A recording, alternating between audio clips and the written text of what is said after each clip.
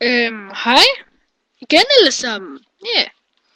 I dag skal jeg lave et selvvirkende trick, og det er uden setup, så man kan blande kortene.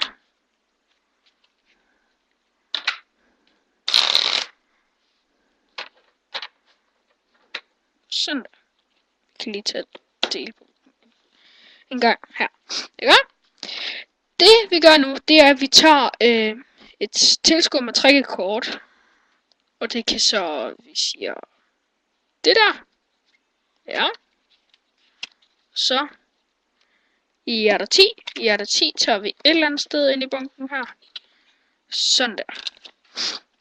Så siger vi så her. 10, 9, 8, 7. Det var en 7. 10, 9, 8, 7, 6, 5, 4, 3, 2.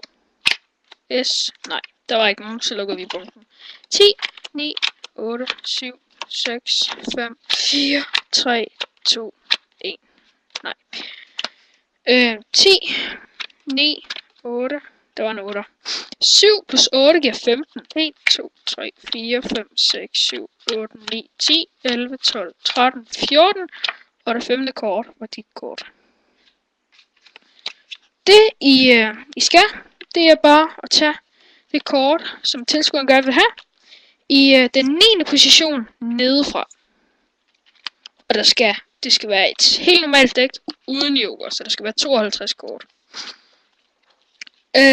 Ned ved det, hvad hedder det? 9. korn. 9. korn? Nej, kort nederst. Så siger vi hjerter 10 her. Og så gør du så bare sådan. Du kan faktisk sige, at 2'eren, det tæller for 10'er. 8'eren, det tæller for 10'er. S, det tæller for 10'er. 3, det tæller for 10'er. Men du kan også gøre det på den anden måde, og du kan også sige, at konger, det tæller for en 10'er eller sådan noget. Men det der er dårligt ved, det er, hvis der slet ikke kommer nogen kort. Vi siger lige 10, 9, 8, 7, 6, 5, 4, 3, 2, 1. Og 10, 9, 8, 7, 6, 5, 4, 3, 2, 1. Og 10, 9, 8, 7, 6, 5, 4, 3, 2, 1. 10, 9, 8, 7, 6, 5, 4, 3, 2, 1.